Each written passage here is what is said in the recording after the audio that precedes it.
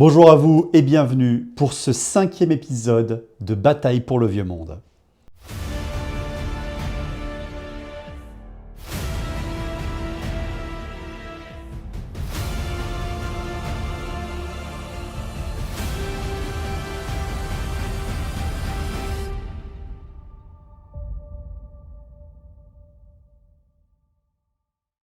Les batailles pour le vieux monde sont des vidéos extrêmement narratives. Vous n'aurez pas d'apprentissage de règles dans ces histoires-là et dans ces rapports de bataille.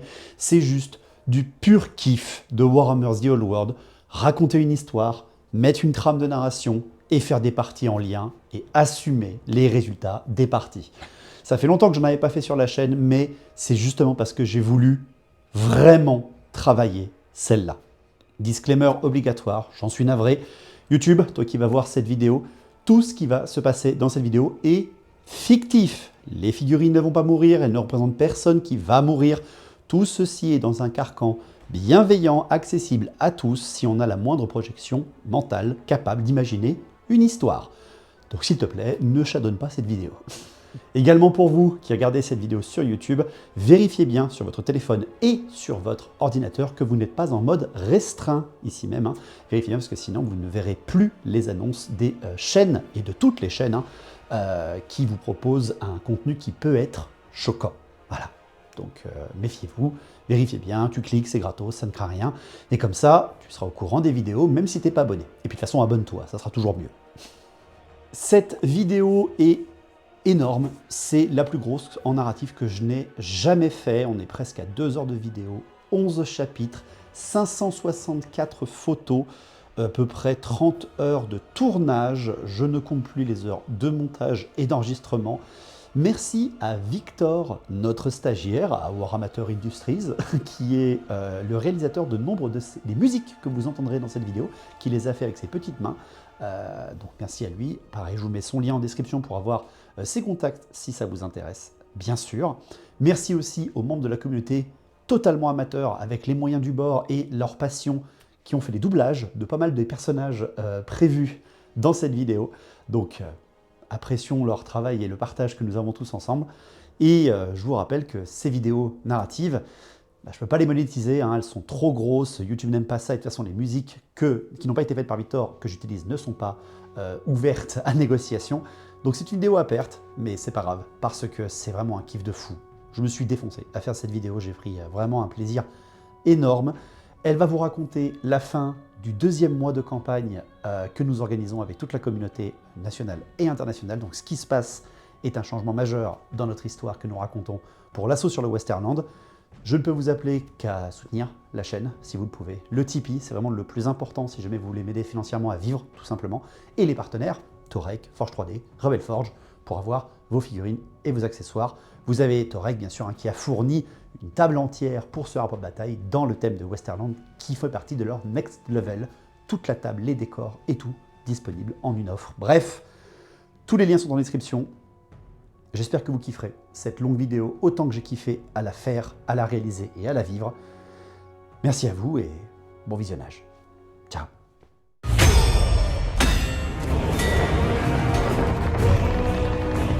This burden is mine to bear. To offer guidance where it is most needed. To demand sacrifice.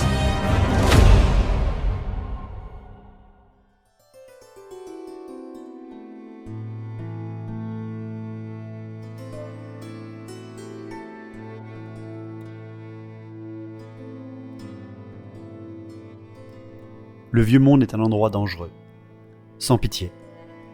Sur ces terres, le courage, la folie, la mort, la gloire, le destin et la fatalité se mêlent dans les conflits qui ravagent sans interruption chaque région de ce monde.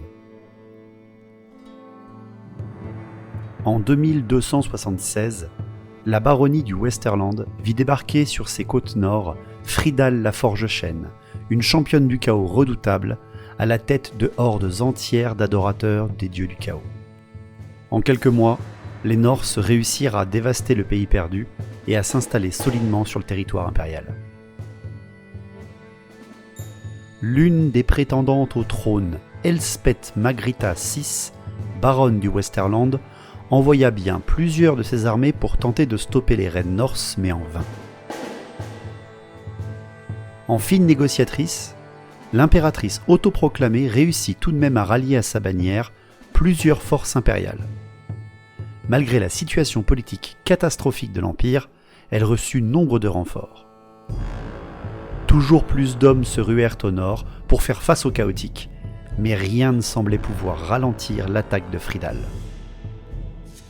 Après le désastre de la bataille d'Olum, il semblait que plus rien ne se dressait face aux forces du chaos. C'est à ce moment crucial qu'arrivèrent à Marienburg, la capitale du Westerland, les forces de Cathay. La matriarche suprême de Nangao, protectrice du Grand Bastion et fille de l'empereur céleste du Grand Cathay, Miao Ying, débarqua dans les cités portuaires à la tête de plusieurs légions. Les impériaux pensèrent d'abord à une invasion, mais dès son arrivée au port, la générale promit aide et soutien aux armées de l'ordre. Miao Ying, aussi appelé le Dragon des Tempêtes, prouva ses dires en montant directement au front à la tête de ses hommes. Après plusieurs années d'escarmouches et de batailles impressionnantes, les hordes du chaos furent enfin stoppées et se replièrent au nord du pays perdu. Voilà maintenant des années que la guerre dans le Westerland a commencé. Malgré de grands sacrifices et une défense exemplaire dirigée en grande partie par la matriarche suprême, la baronnie est toujours menacée. Solidement ancrée au nord et au plus profond des bois, les armées des dieux sombres mettent à mal l'empire de Sigmar, toujours désuni. Profitant du chaos ambiant, les hordes de la destruction déferlent des montagnes et des forêts pour piller ce qui reste encore debout. Et pire, le conflit grandit. Le nombre d'armées présentes dans la région a tout bonnement explosé depuis quelques mois. Cette agitation est due à une nouvelle terrible que la famille impériale de Cathay tenta de garder secrète, mais en vain. Tous les belligérants ont appris que la gemme de l'éther, un artefact quasi divin datant de l'âge des anciens, a été retrouvée. Il est désormais certain que cette pierre légendaire disparue il y a plusieurs milliers d'années est entre les pattes d'un chaman homme-bête caché sur les terres de la baronnie. Pour la plupart des personnes attirées par la légende de la gemme de l'éther, il ne s'agit que d'une pierre millénaire renfermant un pouvoir immense, certes une excuse supplémentaire pour participer à la guerre du Westerland pour gagner gloire et puissance. Mais pour Miao Ying et toute la famille impériale, c'est bien plus que cela. Après presque 7000 ans, la piste de l'artefact perdu est enfin retrouvée. Enfin, le dragon des tempêtes a la confirmation que la gemme de l'éther est bel et bien de retour et toutes les pistes mènent vers le Westerland. Lors de la première incursion du chaos, cette pierre était gardée par la dernière fille de l'empereur de Cathay, Zenzi, le dragon de l'ombre. La légende raconte que le dieu du chaos, Malal lui-même, l'aurait poursuivi, et après une terrible guerre, l'artefact, la dragonne de l'ombre, et l'essence même du dieu de la destruction totale, disparurent de la surface de la planète. Pour Miao Ying, l'agitation qui règne dans le Westerland depuis des années, le réveil des forces ennemies au nord jusqu'en Kislev et la colère de Settra au sud sont des preuves que le grand ennemi tente d'activer la gemme et l'énergie néfaste qui en résulte attise les flammes de la guerre. Ayant vu et combattu avec fermeté les légions du chaos dans toute la baronnie impériale, il était sûr aux yeux de la matriarche suprême que l'artefact referait surface dans cette région. C'est pour cela que Miao Ying fit tout pour gagner les faveurs de ses alliés. Amenant avec elle la promesse d'une aide contre le chaos, le dragon des tempêtes réussit grâce à ses victoires à prendre la tête des forces de l'ordre. Elle et ses légions de jade sécurisèrent le plus de territoires impériaux tout en cachant leur but véritable aux dirigeants de l'Alliance, localiser et récupérer la pierre. Mais désormais tous savent pour la gemme. Chaotique, pillards et alliés veulent s'en emparer, la détruire ou pire, la contrôler. L'agitation règne partout dans le Westerland. Les légions du chaos se renforcent partout et les hordes de la destruction risquent de renverser le rapport de force à tout moment. Mais malgré cela, le dragon des tempêtes fut impressionné par le courage et l'abnégation de nombre de ses alliés, désintéressés par la légende de la gemme et plus enclins à combattre pour sauver des vies que pour s'emparer du pouvoir. Après des années de guerre aux côtés de ces valeureux combattants, la matriarche suprême comprit qu'elle avait gagné la confiance de ses alliés, malgré le fait qu'elle leur avait toujours caché la véritable raison de sa venue. Touchée et restant une femme d'honneur, Miao Ying prit la décision de respecter ses vœux envers le Westerland. Elle défendrait cette terre face au chaos et à la destruction de toutes ses forces. Elle et ses alliés purgeront ces terres de la corruption et écraseront les pillards qui les ravagent. Mais la matriarche suprême n'en oublia pas sa mission. Dans toute cette agitation et cette convoitise, elle laissa la traque de la gemme à la seule personne encore plus concernée qu'elle dans cette quête. La dernière descendante du dragon de l'ombre, la Shugengan Ziren.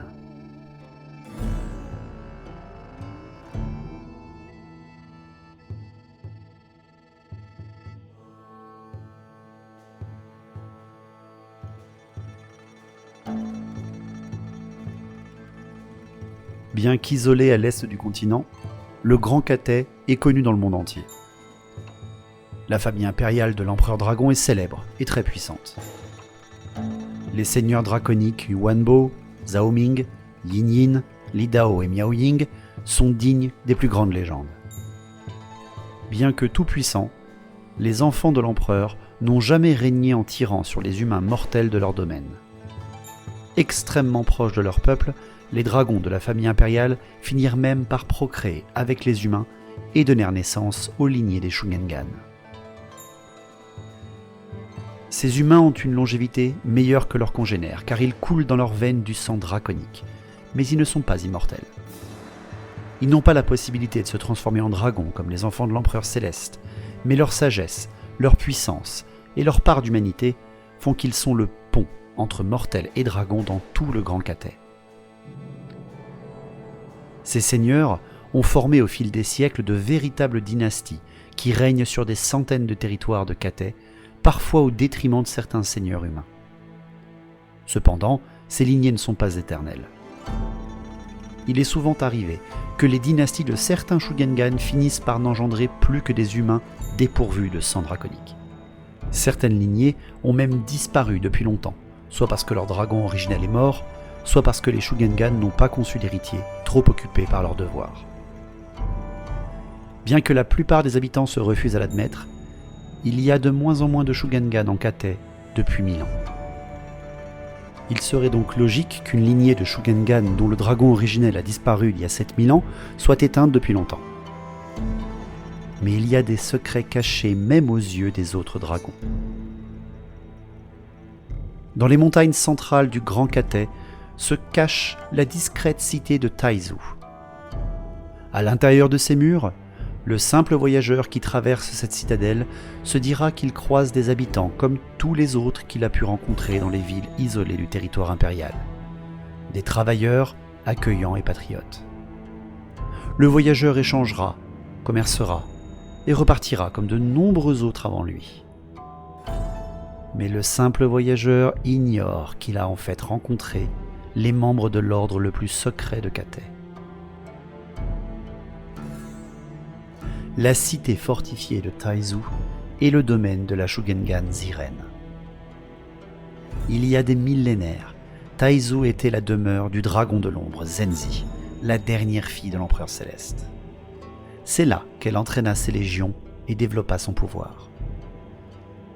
Aujourd'hui, la Shugengan Ziren dirige cette cité en suivant toutes les doctrines et enseignements que la dragonne apprit à ses propres enfants Shugengan il y a des éons. Malheureusement, depuis sa disparition, les descendants du sang de dragon de l'ombre s'étiolèrent pour finir par presque intégralement disparaître. Ziren, commandante en chef de la dernière Légion des Ombres et gouverneur de Taizu, est la toute dernière Shugengan portant en elle le sang du dragon de l'ombre. Cependant, pour le commun des mortels de Kate, le dragon de l'ombre est l'un des enfants perdus de l'empereur depuis bien longtemps. Beaucoup doutent même de son existence. Mais c'est bien là qu'a toujours été la force de Zenzi et de ses légions. La discrétion, l'illusion, les faux semblants et la magie ont été les armes de la Légion des Ombres depuis sa fondation. Que tous croient que la lignée s'est éteinte depuis longtemps permet à Ziren et à ses agents de se fondre dans la masse bien plus simplement. Certes, la jeune Shugengan n'a pas pu cacher sa parenté draconique, mais en accord avec la matriarche suprême de Nangao, elle a toujours prétendu être un membre d'une de ces lignées. La Légion des Ombres possède toutes les qualités des armées du Grand Kate et ont surpris bien des ennemis par les tactiques rapides et surprenantes que ses dirigeants ont appliquées durant les guerres qu'ils ont menées. Inféodé à Miaoying, Ziren eut le choix de partir pour le Vieux Monde lorsque le Dragon des Tempêtes rassembla ses troupes. Risquer la vie du dernier Shugengan d'une dynastie est presque un blasphème dans toute la tradition de Kate. Mais la perspective de pouvoir retrouver la gemme de l'éther, la dernière trace du dragon de l'ombre sur cette terre, fit prendre immédiatement sa décision à la jeune Shugengan et à la famille impériale. Si la moindre chance de retrouver la dragon Zenzi demandait de risquer la vie de son dernier descendant, le choix était vite fait pour la Légion et sa dirigeante. C'est ainsi que la Shugengan Ziren débarqua dans le Vieux Monde avec sa Légion, parfaitement dissimulée parmi les nombreuses troupes de la matriarche Miaoying. Dès son arrivée à Marienburg, la Shugengan utilisa tout son talent et ses meilleurs agents pour épier les moindres rumeurs, pistes ou traces qui lui permettraient d'en apprendre plus sur la localisation de la gemme de l'éther. Espions, courtisanes et diplomatie permirent à la Légion d'avoir rapidement des oreilles et des alliés partout dans l'Empire, malgré le contexte de guerre civile, de conflits armés et les brides imposées par le Dragon des Tempêtes. C'est après les premières années de guerre, lorsque Miaoying prit la décision de se concentrer spécifiquement sur la guerre et ses alliances, que Ziren reçut les pleins pouvoirs de la part du Dragon des Tempêtes pour retrouver la gemme. Du point de vue de la Shugengan, la matriarche suprême était certes efficace, mais elle laissait trop de place à ses devoirs militaires depuis longtemps. Ravie de pouvoir enfin utiliser l'intégralité de ses ressources et de ses talents sans être limitée par les demandes de Miaoying, Ziren multiplia ses actions de recherche. Elle quitta Marienburg avec ses troupes et rejoignit Altdorf, permettant ainsi, grâce au fleuve du Reik, d'être extrêmement mobile avec le gros de sa légion. Et 3 semaines plus tard, Ziren reçut de ses agents la première piste solide depuis son arrivée dans le Vieux Monde.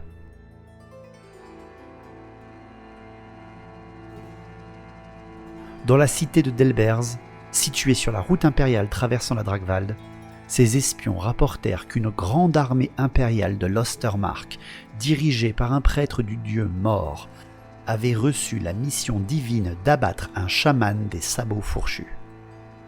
La description faite par ces zélotes de leur cible était parfaitement celle du grand chaman Bray, identifié comme le possesseur de la gemme de l'éther, celui qui échappait à tous depuis maintenant des années. Malheureusement, il semblait que l'armée impériale avait foncé tête baissée dans les bois et n'en était pas revenue. Ziren ordonna donc de retrouver les soldats de l'Ostermark, ou au moins des traces des survivants de l'expédition pour les interroger. Elle envoya rapidement un contingent discret, commandé par le maître des portes, Bo Takan, à la ville de Delbers pour localiser l'armée de l'Ostermark. Pendant ce temps, la Shugengan, utilisant sa diplomatie légendaire et ses talents d'illusion pour manipuler le conseil d'Altdorf, fit en sorte que sa légion fasse partie des renforts envoyés au nord. Ainsi, le déplacement du gros de ses hommes pour partir vers Delbers le lendemain du départ de Bo-Katan et de ses hommes n'attirera pas une attention particulière. La Légion des Ombres avait enfin trouvé une piste solide. Il fallait maintenant que Bo-Takan réussisse à localiser les Ostermarkers avant que la trace du grand chaman Bray ne disparaisse à nouveau ou que d'autres en entendent parler.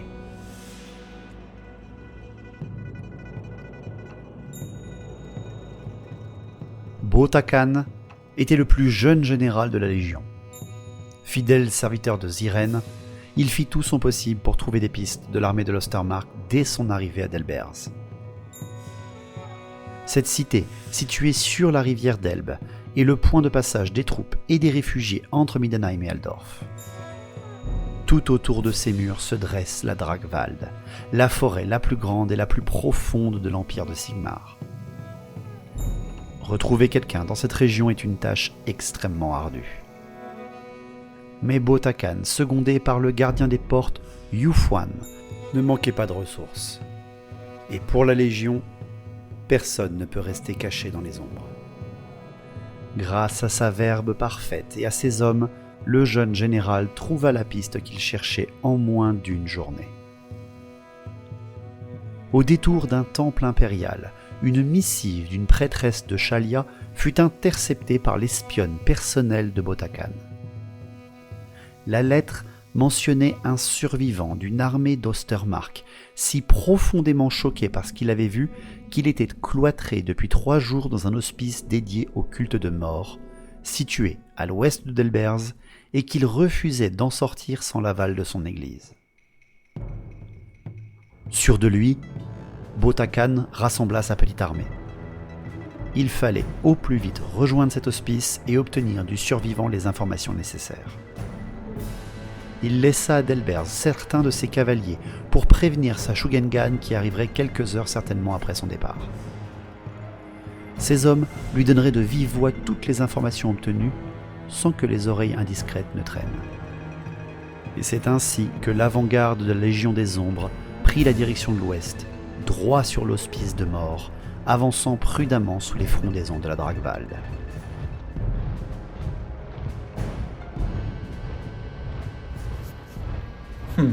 Cette forêt est ancienne.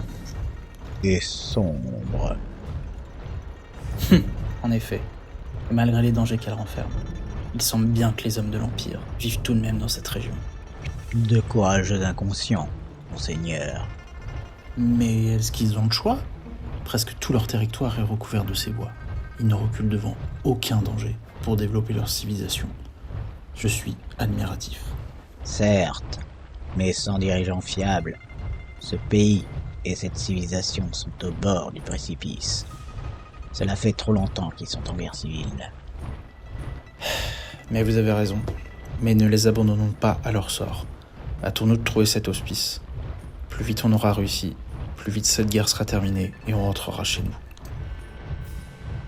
Traverser la forêt millénaire de la Dragwald est un acte dangereux, mais pas insurmontable.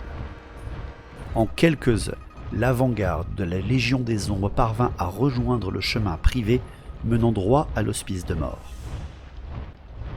Mais lorsque les hommes de Cathay arrivèrent en vue des toitures de l'édifice impérial, des sons graves et inquiétants parvinrent à leurs oreilles. Les 2 commandants croisèrent leurs regards et donnèrent leurs ordres. L'hospice était attaqué. Il fallait agir immédiatement.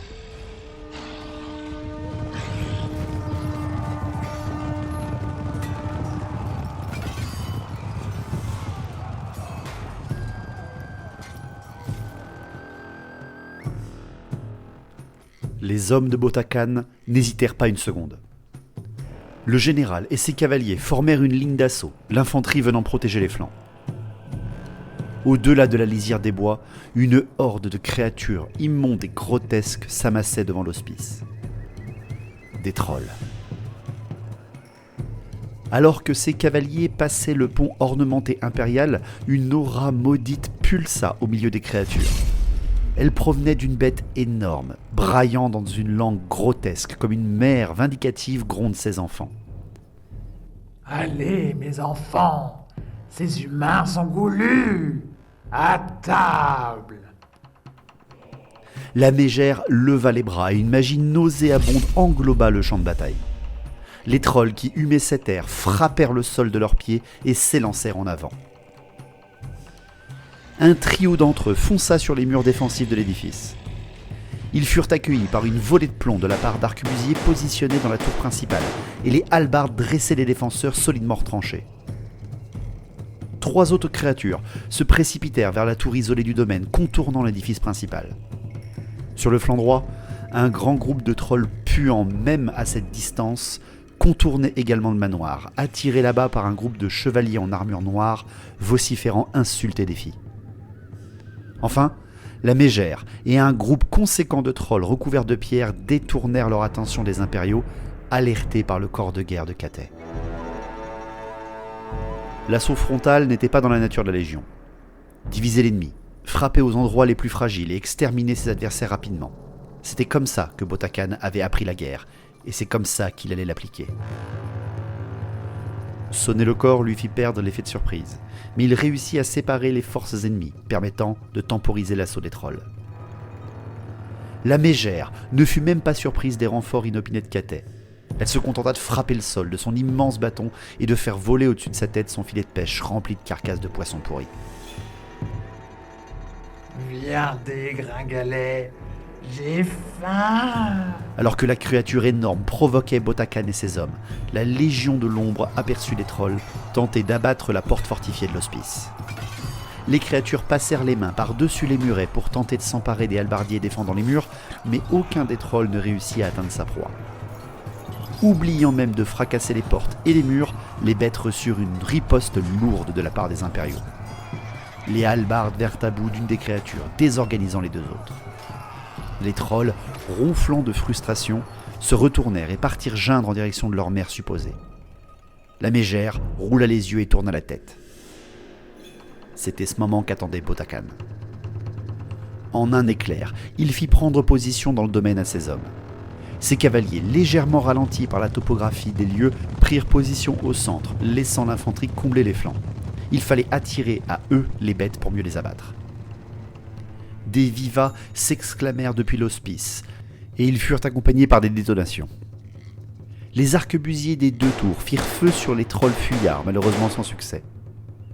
Mais une voix féminine recouvra pendant une seconde le champ de bataille et une boule de feu partit de la tour principale, explosant au milieu des trolls des marais, carbonisant l'un d'eux sur place.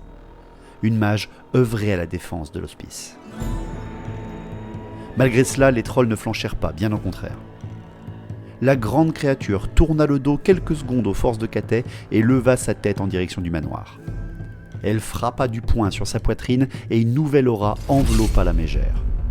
Les trolls à ses côtés raclèrent le sol de leurs pieds et se préparèrent à charger, tandis que les 2 fuyards, voyant la main tendue de leur mère, préférèrent se rallier que de subir son courroux. Les trolls des marais, forts de leur vitesse surnaturelle, bandèrent leurs muscles et chargèrent les chevaliers de mort face à eux. Les hommes de l'Empire serrèrent leurs armes, prièrent et se préparèrent à l'impact. Mais miraculeusement, les bêtes s'essoufflèrent presque aussitôt après avoir débuté leur course. Le trio de trolls ignora totalement l'hospice et ses défenseurs et contournèrent le manoir pour continuer leur route vers la tour isolée, où les quelques arquebusiers réarmaient leurs armes. Au centre, face aux troupes de Cathay, les 2 fuyards et le grand groupe de trolls de pierre prirent position. Ne voyant que plus aucun de ses enfants ne suivait sa première volonté, leva les épaules, maugréa et fit volte-face, se moquant des troupes de la Légion qui arrivaient. L'odeur des blessés et des convalescents à l'intérieur alléchait beaucoup trop la bête. Juste pour goûter. Voyant la ligne adverse perdre toute cohésion, c'est là que Bota Khan leva son arme et fit sonner la charge. Utilisant la grande manœuvrabilité de ses cavaliers de jade, le général fondit sur les 2 trolls isolés, doublant la ligne d'infanterie de son porte-bannière Wufuan. Apercevant cela de l'autre côté du champ de bataille, comme portés par le courage de leur sauveteur, les chevaliers de mort éperonnèrent également leurs montures et impactèrent violemment le grand groupe de trolls des marais face à eux. Wufuan, voyant son général frapper de plein fouet les trolls, il fit signe à ses gardes de jade et à leur détachement de verrouiller le flanc gauche. Tous avancèrent et vinrent frapper leurs boucliers de leurs armes devant le groupe de trolls de pierre face à eux. Leurs hallebardiers, à l'abri des bois, empoignèrent leurs armes et se tinrent prêts à la contre-charge. Depuis l'hospice et la tour isolée, de nouvelles détonations résonnèrent. Plusieurs impacts frappèrent le trio de trolls menaçant la tour, mais même si les balles perforaient la peau épaisse des créatures, les blessures se résorbaient immédiatement. Une nouvelle incantation sur le champ de bataille retentit depuis la tour de l'hospice. Une explosion de flammes frappa le trio de trolls, carbonisant sur place 2 d'entre eux. Tout en grognant, la mégère leva les yeux et aperçut la responsable de ce carnage. Elle claqua des dents en se voyant démembrer cette humaine. La charge des lanciers célestes accompagnés par Botacan fut prompte et expéditive. Armé de la vouge à la lame d'airain, le général décapita sans aucune chance de retour l'un des trolls, ces hommes exterminant le dernier sous le déluge de coups dus à leur charge furieuse. Et comme portés par le vent, les cavaliers du Grand Catet ne stoppèrent pas leur course. Mieux, ils foncèrent droit devant et percutèrent le dos des trolls engagés par les chevaliers de mort. Les impériaux étaient résolus à mourir dans cette charge. 5 chevaliers contre 5 trolls, la fatalité de ce combat n'était pas en faveur des hommes de mort. Mais lorsque la bannière de Catet apparut dans le dos des bêtes, l'espoir de la victoire résonna. 3 des créatures furent abattues, l'une d'elles littéralement transpercée par la vouge de Botacan. Chevaliers et montures combattirent bravement. 3 nobles défenseurs de mort furent mis à bas de leur selle, l'un d'entre eux ayant reçu un vomi acide en plein visage. Mais malgré cela, les 2 dernières trolls n'avaient plus aucune chance de s'en sortir. Totalement paniqués, ils s'enfuirent à travers leurs ennemis en armure noire. Les 2 derniers chevaliers s'empressèrent de les poursuivre et de les massacrer, laissant les cavaliers de Jade reformer leurs rangs et apercevoir la mégère trollesse. Elle hurla de rage voyant ses enfants massacrés par la cavalerie humaine. Non, mes bébés! La créature ventripotente cracha alors au sol, saisit son bâton à 2 mains et fit les derniers pas qui la séparaient du muret de défense du manoir principal. Les derniers trolls sur place entendirent le hurlement de rage de leur mère et chargèrent à leur tour leurs proies respectives. La créature ayant survécu à l'explosion magique se précipita à travers la porte de la tour isolée, défonçant ses battants et montant difficilement les étages pour se repaître les arquebusiers positionnés à l'intérieur. De l'autre côté, c'est le grand groupe de trolls de pierre qui impacta la ligne de bouclier de Jade du lieutenant Yufuan. Comme un orchestre bien accordé, une fois la charge agglutinée contre ses combattants de ligne, le porte-bannière cria un ordre et le détachement d'albardiers traversa le couvert des bois sur le flanc gauche et rejoignit à son tour la mêlée. Enfin, ce fut la mégère elle-même qui défonça sans ménagement la porte principale et hurla de colère face à la ligne de hallebardes impériales qui se dressait face à elle. Les guerriers Jade de la Légion des Ombres sont comme tous ceux qui défendent le Grand Bastion. Ils sont prêts à encaisser toutes les charges si le devoir le leur commande. La mêlée des trolls de pierre et de l'infanterie lourde du Grand Catet fut impressionnante. Les hallebardiers, prenant par surprise les trolls de flanc, ne réussirent pas à abattre une créature, mais plantèrent profondément leurs armes dans le flanc d'un d'entre eux. Yufuan, profitant de l'occasion, frappa de sa lame céleste la bête blessée, la décapitant définitivement. Les trolls écrasèrent de leurs lourdes massues 3 guerriers au bouclier et 4 hallebardiers furent démembrés par le troll survivant leur faisant face, mêlant sang et acide au combat. Les épéistes frappèrent précisément et réussirent à tuer un autre troll en hurlant le nom de leur général. Même si l'infanterie subissait des pertes, leur cohésion et leur coordination furent suffisantes pour faire la différence. Les trolls de pierre, bien qu'encore nombreux, rebroussèrent chemin, abandonnant le combat et semant pour un temps les hommes de Catet grâce à leurs grandes enjambées. De l'autre côté, on entendit les hurlements des arquebusiers. Difficile d'arrêter un troll à coups de crosse. Aucun n'en réchappa. La créature, poussant le vice, ou sa débilité à son paroxysme, gravit les dernières marches et ressortit du bâtiment sur son toit, dressant au-dessus de sa tête le cadavre d'un soldat impérial. Botacan apprécia la vision de ces hommes, renversés le flanc gauche par leurs talents martiaux, mais il serra les dents en voyant la mégère trollesse défoncer les portes fortifiées du manoir. « Où t'es, la magotte ?» cria la bête.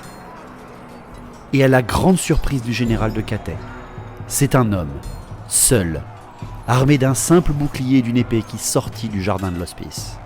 Son casque coiffé de 2 grandes plumes rouges et noires, le soldat avança sans aucune peur. « Si tu veux, Frau Helisia, tu devras passer par moi, monstre !» La mégère fut tout aussi étonnée que Botacan. Elle recula même d'un petit pas, en proie au désarroi le plus total, laissant ainsi le sergent impérial armer sa position derrière son bouclier et offrir une prière à mort. Puis, sans aucune hésitation, la mégère frappa de haut en bas avec son arme aussi grande qu'un tronc d'arbre. Le pauvre impérial ne put rien faire. Il fut écrasé en une seconde, son corps explosant même sous l'impact. La créature saisit même les restes de son cadavre et le matraqua au sol plusieurs fois, piétinant jusqu'à la dernière parcelle du corps du courageux combattant sans aucune pitié. Le sacrifice de leur sergent permit cependant au hallebardier de gagner un peu de temps. La créature hideuse avait reculé de quelques pas pour relever ce défi improbable, et elle était restée en dehors du manoir. Elle se retrouvait désormais seule, en plein milieu du champ de bataille. Après avoir été témoin de cette démonstration de courage incroyable, Botacan appela à nouveau à la charge ses hommes.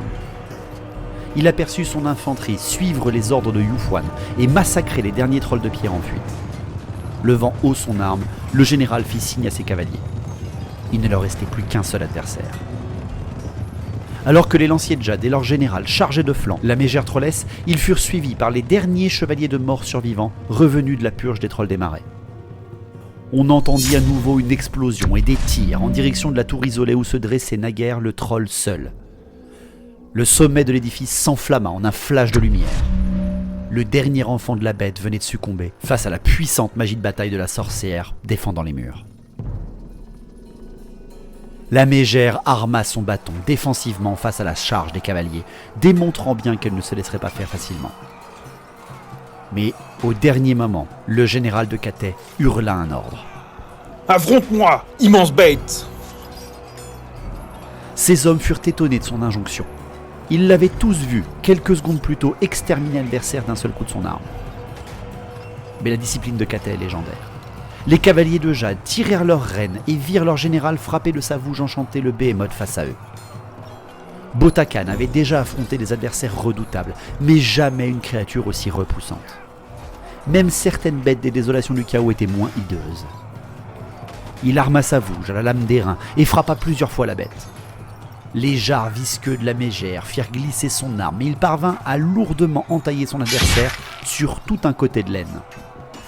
Il se prépara au coup dévastateur du bâton du Behemoth, mais la créature fit simplement un pas en arrière et arma un revers de sa main dévastateur. Le général n'eut que le temps de lever son bouclier. Botacan et son cheval reçurent de plein fouet une gifle magistrale, fendant l'armure et le caparaçon en plusieurs endroits, broyant l'épaule et les côtes de Beau. Si son cheval n'avait pas décalé sa posture, au dernier moment, le général aurait été abattu aussi vite que le sergent impérial. La monture de Botacan avait glissé sur presque 2 mètres et avait réussi à se redresser. Le général cracha du sang et manqua de perdre connaissance. La douleur fut immédiate. Il ne pouvait plus compter sur son bras droit et son bouclier. Il n'aurait pas d'autre chance. Au prochain Orion, il tuera cette bête ou il mourra en essayant. Malgré les blessures de Beau, les lanciers de Jade firent reculer la mégère sous la pression du nombre, mais leur adversaire n'en avait pas fini avec les humains. Tenant son aine lacérée, la créature regarda de droite à gauche. Tous ses enfants étaient morts. Une explosion de rage gonfla à l'intérieur de son crâne et elle hurla à plein poumon un nom.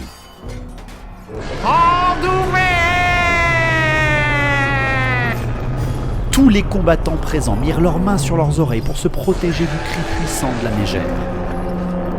Puis tous ressentirent le sol trembler. Yufuan, voyant son général en difficulté, voulut faire volte-face avec ses hommes, mais les arbres face à lui se mirent à trembler, puis à s'effondrer. Sortant des bois de la Dragwald, comme appelé par sa reine, un gigantesque géant broyeur rejoignit le champ de bataille.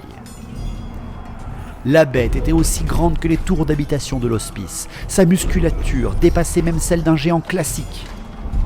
Il huma l'air quelques secondes et vit face à lui la ligne de guerriers de Jade au bouclier.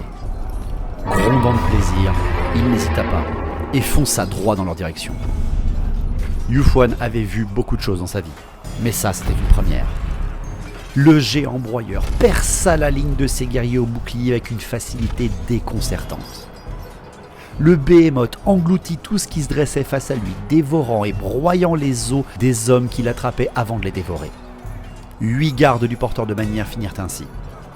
Les survivants firent de leur mieux, mais même la lame céleste de Fouad ne parvint qu'à ouvrir une plaie dans la jambe de la bête. Mais malgré leur perte et la puissance colossale de leur adversaire, les guerriers de Jade de la Légion savaient encaisser. Le mur de bouclier et l'obstination de ces hommes permirent à Yufwan de céder stratégiquement du terrain malgré l'impact, laissant ainsi suffisamment d'espace à ses halbardiers pour contourner le géant broyeur. Reformant sa ligne alors que le géant les suivait, le porte-bannière jeta un coup d'œil en direction de son général. Et son sang ne fit qu'un tour. La vouge à la lame d'airain était profondément enfoncée et avait même traversé de part en part la mégère Trollès. Comment Botacan avait pu faire pour frapper aussi fort? La bête respirait difficilement et devait être à l'article de la mort. Mais c'est l'ombre qui passa, qui fit lever les yeux au porteur de la bannière. Le général de la Légion était dressé dans les airs, son regard tordu par la douleur et la terreur. La bête s'était saisie de son adversaire, l'avait arraché de son cheval et le tenait de ses 2 mains au-dessus de sa gueule grande ouverte. Yufwan n'eut qu'une fraction de seconde pour comprendre. Puis, dans un bruit horrible, la mère des trolls sépara en 2 le corps de Botacan et avala goulûment les flots de sang et d'entrailles qui l'aspergèrent. Les cavaliers de Jade furent témoins de la scène et ne purent rien faire. Leur obstination et leur devoir les firent se replier pour mieux abattre ce monstre, mais leur culpabilité était lourde. Ce monstre avait abattu leur capitaine. Le géant menaçait l'autre côté du champ de bataille. Le musicien des lanciers commença alors à frapper un rythme lourd de sens sur ses tambours. Les soldats de Katay virent les derniers chevaliers de mort, eux aussi témoins de la scène, former avec eux la ligne. Mais ce fut un son caractéristique de voile et de cordage qui passa par-dessus le moindre gémissement de bataille qui les firent tous se retourner. Haut dans le ciel venait d'arriver une lanterne céleste portant les armoiries du dragon de l'ombre. Du haut de la nacelle, l'équipage de la Légion avait pu voir toute la scène. Cependant, l'équipage de la lanterne restait stoïque. Ils observèrent la grande bannière de Yufwan et comprirent immédiatement l'ordre. Les artilleurs alignèrent leurs armes sur le monstre désormais seul et mortellement blessé face à eux. Mais les premières détonations vinrent des impériaux. Les derniers arquebusiers firent feu en injuriant la créature boursouflée. Leur balle n'eut malheureusement aucun effet. La sorcière déchaîna également son pouvoir. La boule de feu fut si violente qu'elle fit reculer les chevaliers de lancier de Jade sous la chaleur. Les flammes recouvrirent littéralement toute la bête, mais après quelques secondes d'une fournaise terrible, le sort se dissipa instantanément, laissant la mégère indemne. Elle aussi maîtrisait la magie. Puis, 4 coups de feu puissants retentirent. La mère des trolls n'eut même pas la chance d'esquiver. Son crâne fut percé par 2 des balles qui firent exploser définitivement sa tête. La créature trembla quelques secondes, ses bras s'agitant dans le vide, tentant vainement d'atteindre la tête disparue de ses épaules. Puis, dans un grondement visqueux, le cadavre de la mégère trollesse s'écroula au sol. « Joli tir, ma chère Lan !» félicita le chef d'équipage à son artilleuse de gauche. La jeune femme réarma son canon grue immédiatement, sans même accepter les félicitations. Il allait en falloir plus pour venger la mort de Botacan. Yufwan et ses hommes n'eurent guère le temps d'apprécier la mort de la mégère. Le géant broyeur pulvérisa les halbardiers qui tentèrent de le prendre de flanc. Le porte-bannière vit avec horreur ses hommes mourir, dévorés par la créature gigantesque ou écrasés sous ses pieds puants. Ses soldats et lui-même parvinrent bien à blesser plusieurs fois la créature, mais elle refusait simplement de mourir. La discipline des guerriers de Jade fut tout de même exemplaire, cédant du terrain pas à pas sous l'assaut du géant broyeur en encaissant à nouveau des coups terribles. Yufwan vit ses hommes mourir les uns après les autres. Le combat sembla durer une éternité. Puis, lorsque le son des corps des lanciers célestes et les cris des chevaux impériaux arrivèrent à pleine vitesse, il serra les dents et combattit bravement. Après de longues minutes, le géant broyeur gisait au sol, perforé par les lames lourdes des impériaux et les lances des cavaliers de jade. Au milieu de dizaines de cadavres, Yufuan et son dernier guerrier de jade observaient, hagards, le champ de bataille. L'hospice était sauvé, mais à quel prix ?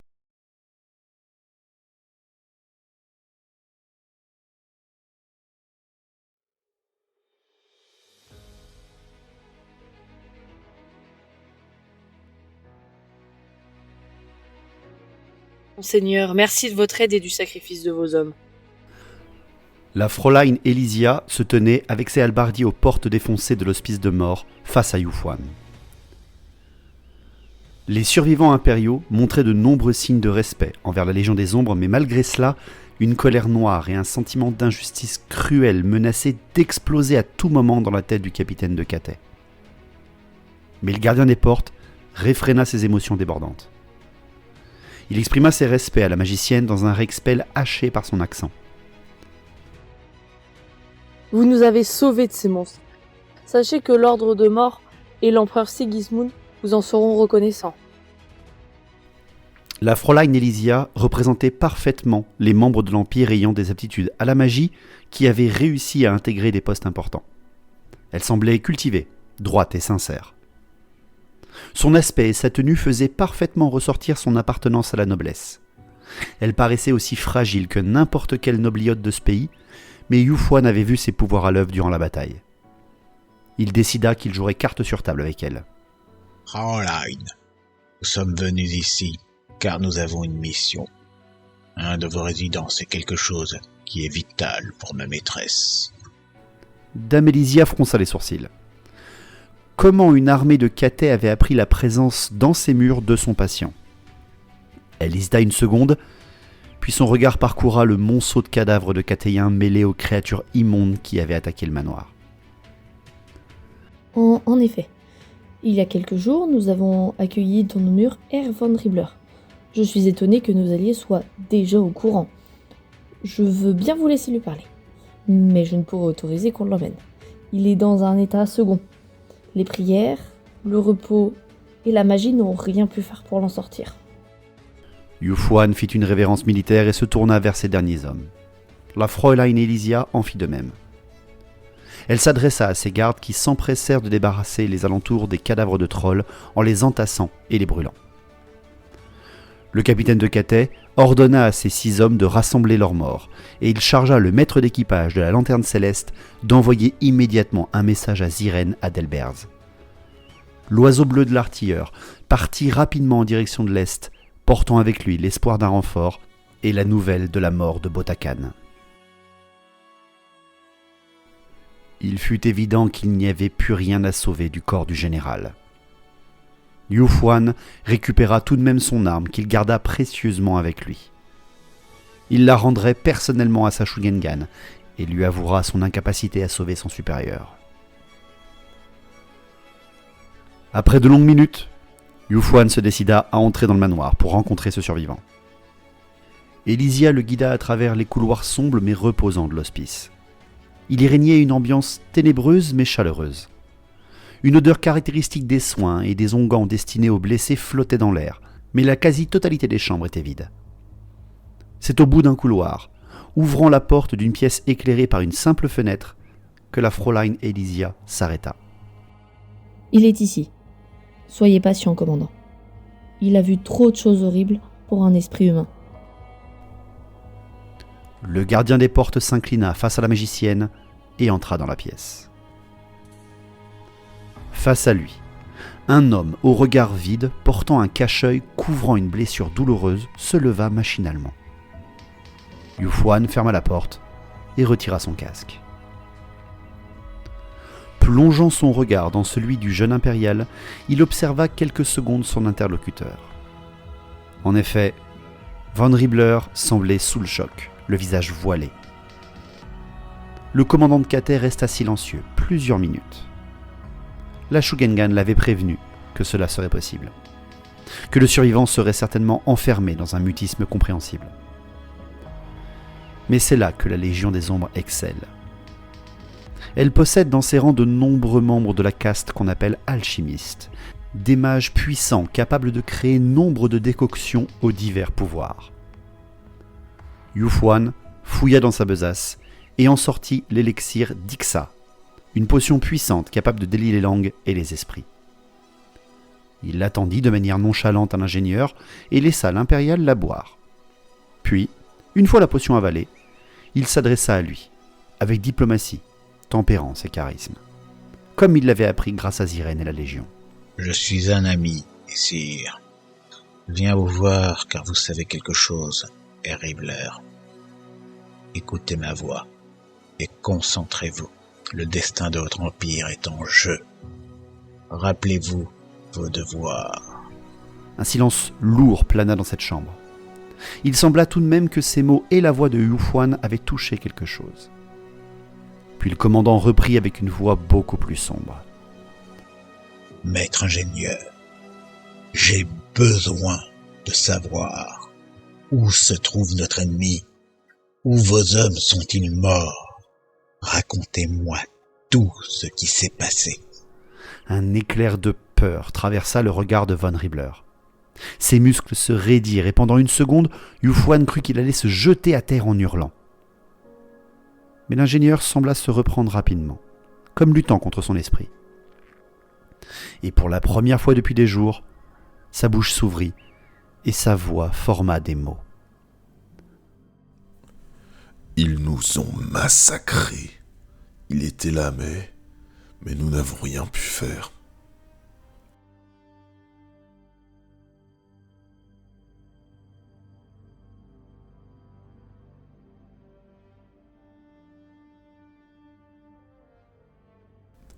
Notre prêtre, Emgar le Sévère, c'est lui qui nous commandait. Il nous a guidés depuis Böschafen jusque dans ces terres maudites. Je le connaissais depuis des années, un fervent défenseur de la volonté de mort.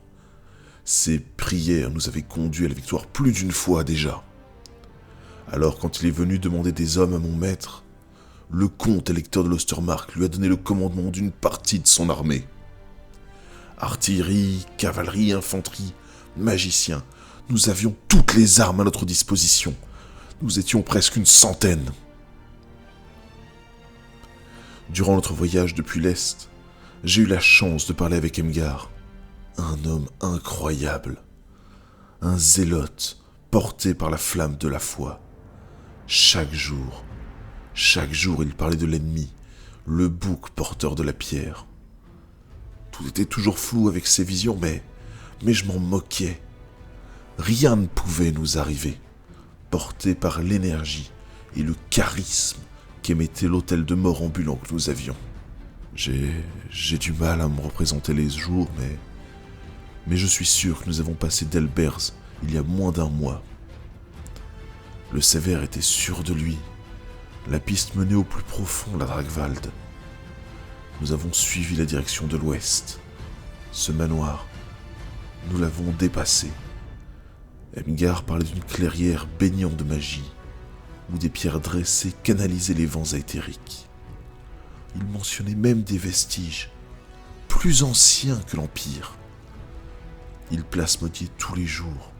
Nous devions stopper l'incantation et la corruption, qu'il fallait débusquer la proie avant qu'elle ne termine son rituel. Alors nous l'avons suivi à travers ces bois, tractant nos machines de guerre, poussant nos chevaux toujours plus avant. Et nous avons fini par le trouver. Au milieu de pierres ancestrales, certaines flottaient au-dessus du sol. Nous avons rencontré notre ennemi. Il était là, entouré par ces bêtes répugnantes, ces suppôts corrompus du chaos. Un chaman, dressé sur un char de combat, des dizaines et des dizaines et des dizaines de sabots fourchus, et des monstres à quatre pattes. Certains étaient même plus grands que les arbres qui nous entouraient. Mais qu'importe, nous avions pris position face à eux. Malgré notre rapidité, les bêtes nous repérèrent vite, et elles en firent de même en créant un attroupement autour de leur maître dégénéré. Je me rappelle la joie que nous exultions. L'ennemi était surpris. Nous étions plus nombreux que lui et disposions d'une puissance de feu considérable. Et comme Emgar l'avait prédit, le grand chaman ennemi a dû stopper l'incantation qu'il réalisait pour se concentrer sur nous. Si nous avions su. Mais rapidement, on a compris. On a compris que cette attention que nous portait l'ennemi, on allait la payer cher. Comme venant d'outre-tombe, la bête sur son char commença à incanter un pouvoir, une magie inconnue. Je l'ai observée à travers la lunette de mon fusil. Elle a glissé une gemme émanant un pouvoir sombre sous sa tunique défraîchie en rayons. Et elle a débouché une fiole en forme de crâne humain. Sous nos yeux, il a bu ce liquide noir et il s'est mis à brailler comme le damné qu'il était. Et puis le ciel s'est obscurci et des cieux s'est mis à tomber de pluie noire, crasseuse et collante. En quelques secondes, toutes nos armes à poudre se sont enrayées. Et comme suivant un signal silencieux, les bêtes fondirent sur nous. J'ai vu des sangliers plus grands qu'une barge du Reich foncer droit vers nos lignes. Des monstres bipèdes qui lançaient des projectiles ou qui couraient face à nos demi-griffons, comme si la puissance de nos chevaliers n'inquiétait personne. On a bien tenté de repositionner nos hommes. Privés de notre artillerie, nos fusils encrassés par cette pluie noire, on a dû s'en remettre à notre courage et aux dieux. Notre sorcier en nécromancie tenta bien de nous aider, mais j'ai vu une faille d'énergie néfaste, maléfique, s'ouvrir au milieu de nos propres hommes dès le début de la bataille. Et les hurlements de nos malheureux camarades. Hans Dietrich. Malgré tout ça, j'ai vu Sir Emgar foncer en avant avec son hôtel de guerre, comme si sa vie n'importait pas. Il hurlait qu'il fallait abattre le chaman et détruire l'hôtel noir. Les créatures nous ont vite débordés. Ces sangliers géants ont percé nos lignes très vite, atteignant nos nobles canons en quelques minutes. Nos demi-griffons, eux, ils furent percutés par l'immense bête à 4 bras qui leur fonçait dessus.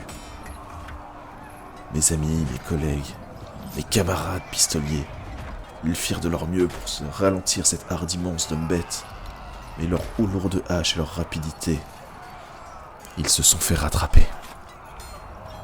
En quelques minutes, nos flancs avaient cédé. Mais nos vétérans et nos chevaliers, guidés par Emgar et son hôtel, eux, ils ont continué. Ils se sont approchés de cette pierre rituelle.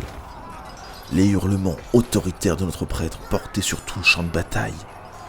Ses ordres nous intimidaient de tenir jusqu'à ce qu'il atteigne la pierre maudite. Et par mort, nous devions tenir. Au début, je n'avais pas compris. Il semblait que dans cette clairière, la magie était extrêmement capricieuse. J'ai observé plusieurs sortilèges jetés par notre proie échouer de manière lamentable. Mais j'ai même vu notre allié mage carboniser plusieurs fois nos hommes en tentant de ployer l'aéther à sa volonté. C'est quand la pierre couchée proche de moi s'est mise à briller que j'ai compris. L'ennemi, il était en train de corrompre l'équilibre ici. Les pierres dressées au-delà du champ de bataille, elles étaient désormais soumises au chaos. Il semblait que le chaman s'apprêtait à faire quelque chose d'horrible au moment où nous sommes arrivés. Et si Messire Emgar parvenait à la pierre et qu'on réussissait à abattre cette bête, les puissances de la ruine subiraient une perte immense. Alors on a serré les dents. On a serré les dents et on a continué. J'ai ordonné à mes derniers artilleurs, mes derniers arquebusiers de former une ligne défensive face aux sangliers géants. Et ils fonçaient sur nous. Les épéistes de l'Ostermark, accompagnés par notre mage, eux, ils avancèrent vers la masse de combattants ennemis. Et notre chevalerie, elle s'engouffra dans le passage étroit qui menait droit vers la pierre. Ils ont abandonné nos pistoliers à leur sort. C'était nécessaire. Nos breuteurs vétérans, Ils ont fait face aux sabots fourchus, avec force et courage. Ils les ont repoussés. Ils les ont repoussés pendant plusieurs longues secondes. Mais rien ne s'est passé comme prévu. Quand le général adverse a percé la ligne avec son char, j'ai su que eux ne pouvaient pas s'en sortir. Mes arquebusiers, eux, furent dévorés, régiment après régiment, par un cochon géant, enragé, inarrêtable, immonde. Nous l'avions pourtant touché avec plusieurs de nos balles, et même nos boulets l'impactèrent 2 fois, mais il refusait de mourir. Pendant ce temps, l'immense bête à 4 bras massacra nos chevaliers demi-griffons, comme si ce n'était que du papier, des jouets qu'on dispersait au vent. Il déborda notre flanc gauche et démembra nombre d'épéistes quand ils firent leur combat. Le général adverse les avait mis en déroute et ils passèrent sous ses pattes gigantesques. La situation, elle était catastrophique. Mes hommes mouraient, les uns après les autres, face à ce sanglier maudit, et nos épéistes étaient en proie à la panique. Seul Maître Emgar et nos chevaliers pouvaient encore faire pencher la balance. Alors quand j'ai entendu le corps de guerre de mort, quand j'ai vu nos cavaliers impacter l'ennemi, alors j'ai engagé le combat personnellement. Le monstre, cette bête immonde qui avait massacré presque l'intégralité de mes tireurs, il était désormais gravement blessé, mon dernier canon ayant réussi à infliger de lourds dommages. Alors j'ai saisi mon arme et j'ai foncé sur lui. Cette bête, ce monstre m'accueillit à coups de défense, me faisant cette blessure au visage. Et mon fidèle destrier et moi-même, on a réussi à la battre et à lui faire payer. Lorsque j'ai enfin réussi à retenir ma monture, emporté par son élan, je lui ai fait faire demi-tour pour observer la mêlée centrale. Ce que j'ai vu m'a glacé le sang. J'ai regardé mon maître affronter l'immense créature qui projetait des pierres depuis tout le début de cette bataille, bien qu'elle n'ait jamais réussi qu'à se blesser elle-même. Mais tout de même, le prêtre Emgar, il en vint à bout à grands coups de sa grande faux. Mais les chevaliers qui l'accompagnaient, eux, non. Ils furent entourés par d'autres sangliers géants, et l'arrivée en masse de cette harde d'hommes bêtes avec leurs grosses haches. Partout sur le champ de bataille, on entendait les hennissements des chevaux et les hurlements de terreur de nos chevaliers. Mais même au milieu de tout ça, résonnait la prière de notre prêtre de mort. J'ai vu de mes yeux toutes les créatures ennemies abandonner nos unités en fuite pour fondre à toute vitesse en direction de l'hôtel de mort et d'Emgar. Il m'a même semblé entendre le général ennemi hurler de colère en voyant que mon seigneur tentait de briser son enchantement maudit et maléfique. Et puis il y a eu un grondement de tonnerre, un craquement surpuissant qui éclata à travers toute la forêt. Une vague de puissance a ensuite déferlé sur nous. Un souffle si fort que nos derniers hommes qui couraient encore pour leur vie, ils furent mis au sol. Et étrangement, ou par la bénédiction de mort, je n'ai pas été affecté par cette force. Comme si elle s'était stoppée juste devant moi. Quand mes yeux et mes oreilles furent de nouveau opérationnels, je n'ai pu voir que mes camarades épéistes gisant au sol, leur vie ayant été arrachée et une immense colonne de fumée qui s'échappait au milieu des hommes bêtes. Et puis il y a eu cet immense hurlement, surpuissant. Et ma pauvre monture, non. Elle a complètement cédé à la panique et elle s'est enfuie. Elle m'a emmené loin de cet enfer, à travers les bois, à toute vitesse, comme si sa vie en dépendait. C'était probablement le cas. Je suis le seul survivant d'une armée de 100 hommes. Et nous avons été balayés en moins d'1 heure. J'ignore ce qui s'est réellement passé. Pourquoi est-ce que ce foutu souffle m'a épargné ? Emgar, mon seigneur, a-t-il réussi ? Et est-ce que ces chiens de bêtes ont subi le même sort que mes hommes ? Je suis désolé, mais... Mort, Pardonnez-moi, je vous en prie. Faites que l'Empire s'en sorte. Yufuan sut à ce moment qu'il ne pourrait en apprendre plus. L'esprit de ce jeune homme était brisé. Cela ne servait à rien de continuer. Le commandant laissa le pauvre homme et sortit de sa chambre. Il fit face à nouveau à la Fräulein Alicia. Vous avez obtenu ce que vous étiez venu chercher ? Le capitaine acquiesça et doubla la magicienne en direction de la sortie sans plus rentrer dans les détails. La noble dame le remercia à nouveau et juste avant qu'il ne finisse par sortir, elle lui adressa une dernière parole. Sachez que pendant votre discussion, vos renforts sont arrivés. Je vais prier pour que votre mission soit un succès. Il se rendit compte qu'il avait écouté l'ingénieur pendant des heures. Fort de ces informations, Yufuan sortit immédiatement de l'hospice et découvrit face à lui tout un cortège de chevaliers en armure noire et la silhouette géante d'une sentinelle de Katet. Puis son regard s'habitua à la lumière extérieure et il reconnut immédiatement Ziren, la Shugengan de la Légion de l'Ombre.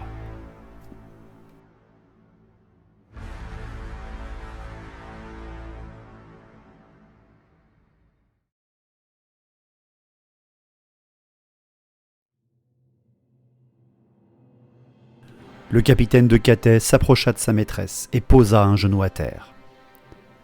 La Shugengan cessa sa discussion avec un chevalier imposant et fit signe à Yufuan de se relever. « Madame, pardonnez-moi. » dit-il sincèrement. Le regard de Ziren était toujours aussi froid. Il ne l'avait jamais vue sourire, mais elle n'avait pas besoin de cela. « Nous pleurerons nos morts, capitaine, mais pas aujourd'hui. Vous avez réussi votre mission ? Von Riebler a-t-il parlé ? » Yufuan ne fut pas étonné d'apprendre que Ziren avait déjà pris connaissance de toute la situation depuis son arrivée. Il acquiesça sans dire un mot. Bien. Laissez-moi vous présenter Albert von Straff, maître de chapitre des Chevaliers de Mort. Il est venu personnellement dès qu'il a su pour l'attaque du manoir. Nous venons de nous mettre d'accord. Il va m'accompagner avec ses hommes. L'homme portait un aume au faciès inquiétant. Il resta silencieux et fit un salut militaire que Fuan lui rendit. Derrière Ziren se regroupait un grand groupe de chevaliers impériaux. Certains d'entre eux chevauchaient de redoutables demi-griffons et d'autres des chevaux lourdement caparaçonnés. À leur côté, la lanterne céleste était amarrée au sol. Les lanciers de jade du regretté Botakan avaient été rejoints par leurs homologues restés à Delbers et une immense sentinelle d'un noir obsidienne attendait patiemment les ordres de la Shugengan. Yufuan savait pertinemment que Ziren était maîtresse dans l'art de la diplomatie. Elle était capable de négocier avec n'importe qui, et ses chevaliers impériaux volontaires en étaient un parfait exemple. Mais le capitaine fut tout à coup interloqué par les mots de la Shugengan. « Vous accompagnez, madame. Je ne viens pas avec vous. » »« Non, mon cher. Une fois que vous m'aurez fait votre rapport, vous et votre dernier homme resterez ici, en compagnie de la sorcière et de ses gardes. Si on ne vous donne aucune nouvelle, vous retournerez à Delbers, rejoindre le reste de la Légion, et transférerez le commandement à ma sœur. » Yufuan reçut durement la nouvelle. La Shugengan prenait donc personnellement le commandement de la mission, malgré le risque que cela imposait. Mais il ne pouvait critiquer cette décision. En se basant sur les paroles du survivant, il fallait bien une combattante et une mage comme Ziren pour revenir victorieux d'une telle mission. La Shugengan, le maître de chapitre et le capitaine, s'isolèrent donc, et Yufuan partagea avec sa supérieure tout ce qu'il avait pu obtenir des paroles de von Riebler. Il parla de la capacité de l'ennemi à pouvoir rendre muette l'artillerie pendant un temps, les nombreuses créatures rapides qui pouvaient encercler les troupes en quelques minutes, et les monstres qui ont été abattus, et ceux qui pouvaient encore menacer la zone. Si Yufuan avait bien compris, cela faisait presque une semaine que la bataille avait eu lieu. L'ennemi pouvait avoir rassemblé ses forces, mais tout était possible. La présence de cette horde de trolls aussi proche du site du rituel n'était pas à prendre à la légère non plus. Ils avaient été attirés ici. Il n'y avait donc pas que les forces du chaos dans l'équation. À tout moment, les bandes de pillards de la destruction pouvaient envahir cette portion de la Dragwald. Mais il y eut bien une chose que Yufuan décrit avec subtilité à sa maîtresse, sans que le maître de chapitre von Straff ne pût le relever. Von Riebler l'avait parfaitement décrite. Le chaman avait sur lui une gêne sombre émanante de pouvoir au début de la bataille. et il avait tenté de réaliser un rituel cataclysmique. Dans leur folie, les impériaux avaient empêché cela, ou au moins ralenti l'incantation. Il était clair que si elle avait déjà abouti, cela ferait longtemps que toute la région aurait été balayée. Il y avait donc une chance.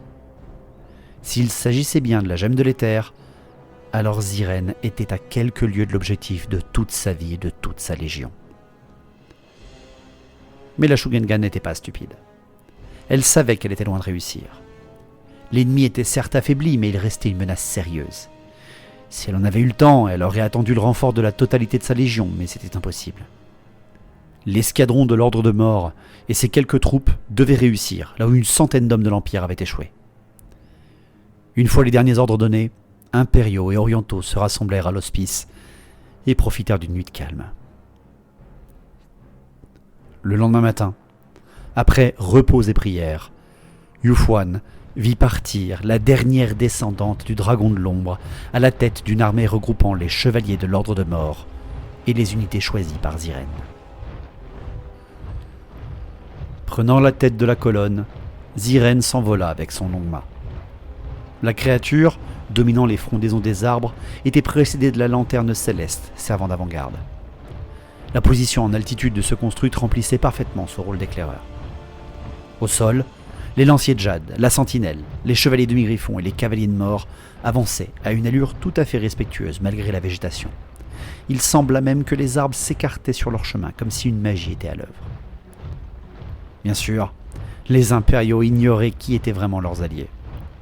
La Légion de l'Ombre et sa Shugengan ne se faisaient pas ralentir par les illusions de la forêt. En quelques heures, la lanterne signala à Zirène qu'ils approchaient. La générale fendit l'air et rejoignit les chevaliers au sol. Cette bataille n'aurait que deux issues possibles pour elle. La mort ou la réussite. Par tous les moyens.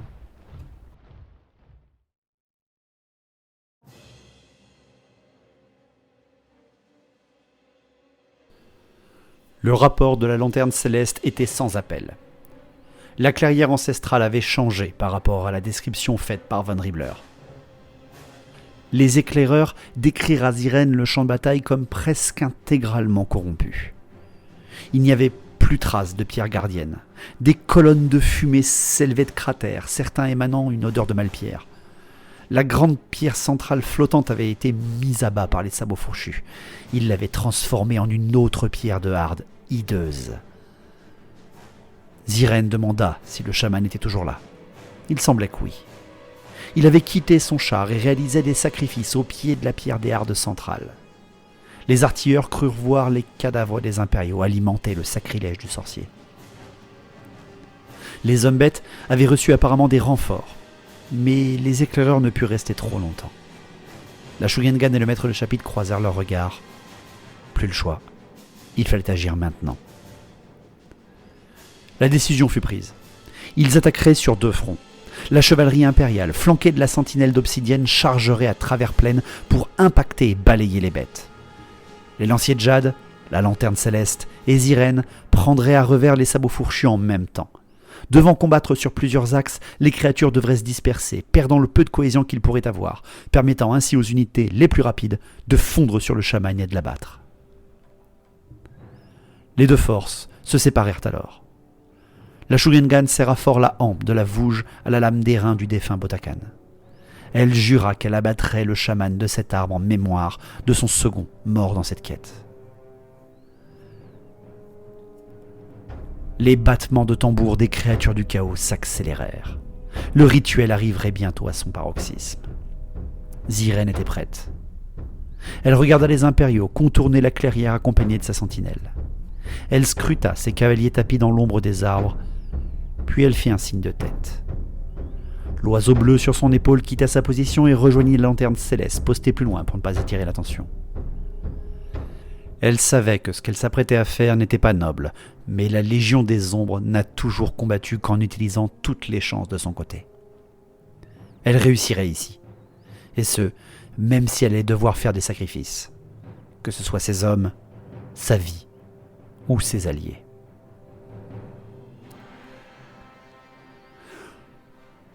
Le rituel des hommes bêtes battait son plein. Ils scandaient dans leur langue noire ou braillaient sauvagement. C'est le son des pas lourds de la sentinelle qui attira le regard des serviteurs du chaos.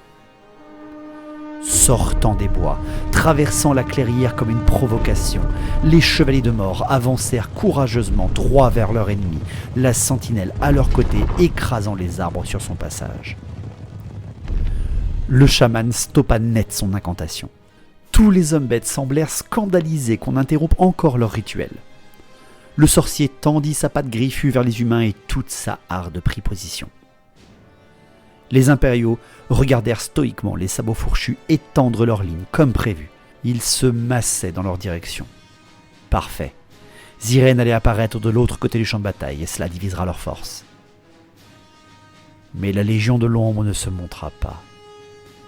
Pendant de longues secondes, Von Straff patienta, puis, quand les bêtes commencèrent à approcher et qu'il ne voyait toujours rien à l'horizon, il jeta un regard sur la sentinelle d'obsidienne à côté de lui. Le construct n'émettait aucune émotion, aucun simulacre de vie, seulement une présence écrasante et impressionnante. Le maître de chapitre comprit rapidement. Leurs alliés les avaient utilisés comme appât. L'impérial jura et dégaina sa lame noire. Si son allié ne combattait pas avec honneur, lui le ferait. Les hommes bêtes se massaient déjà face à eux. Sûrs de leur victoire, vu leur nombre impressionnant, les créatures ne prirent aucune précaution. 2 éclairs tombèrent des cieux et frappèrent au milieu de la harde. Le regard des dieux sombres se tournait apparemment sur ce champ de bataille. Von Straff aperçut vite l'immense gorgon sur leur flanc droit et plusieurs trolls trop empressés de dévorer les impériaux. Ils connaissaient leurs ennemis. Pour l'emporter, il fallait bien souvent se montrer plus violent qu'eux. Abaissant sa lame, les chevaliers de mort chargèrent droit sur le Behemoth sans aucune peur. Les chevaliers de Mi-Griffon voulurent en faire de même sur les premiers trolls qui avaient quitté le couvert des ruines, mais les créatures prirent leurs jambes à leur cou en voyant arriver les chevaliers. Les hommes de mort tentèrent de tirer sur leurs reines et d'impacter les Ungor positionnés sur leur gauche, mais leur cible était simplement trop loin.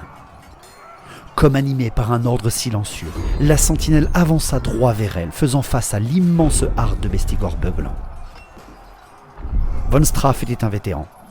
Certes, les chevaliers qui l'accompagnaient n'étaient pas son cercle intérieur, mais tous avaient déjà combattu les hommes bêtes. La lame noire perfora durement le ventre du gorgon, et les armes lourdes de ces hommes découpèrent la chair de la bête sans ménagement.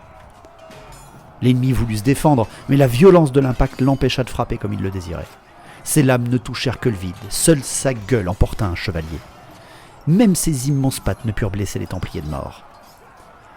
Poussé par la charge, le Behemoth démontra tout de même sa ténacité et recula lourdement, amenant les chevaliers à le poursuivre à travers la fumée verte qui s'échappait du cratère alentour. Un second chevalier de Von Straff disparut asphyxié par les gaz corrompus, mais ils ne perdirent pas leur cohésion. La charge fut si violente que les Razorgors s'approchant ne purent que voir les chevaliers passer à toute vitesse, doublant leur position sans sourciller. 2 nouveaux éclairs tombèrent des cieux et furent suivis par des rugissements puissants. Les bestigors, accompagnés par un chef particulièrement grand, chargèrent la sentinelle d'obsidienne sans aucun état d'âme. Les Ungor et les trolls ralliés prirent position partout pour contrer les régiments de chevalerie adverses. Les demi-griffons virent se positionner droit devant eux Ungor, trolls et Gor en embuscade. Les Razorgors, incapables de rejoindre le combat du Gorgon, tournèrent leurs lourdes têtes et encerclèrent les chevaliers de mort. Enfin, les Ungor continuèrent leur chant, accompagnant le chaman dans ses incantations. Von Straff ne laissa aucune chance à la bête. Il savait qu'elle était responsable de la mort de nombreux soldats impériaux. Il effectua un orion parfait de sa lame noire et égorgea la créature, sa régénération incapable de combler la blessure. Le Gorgon saisit de ses pattes la blessure béante, tomba à genoux et s'écrasa au sol, les chevaliers évitant facilement la chute du Behemoth. D'un ordre, les nobles cavaliers retournèrent leur monture et firent face au sanglier géant qui les encerclait.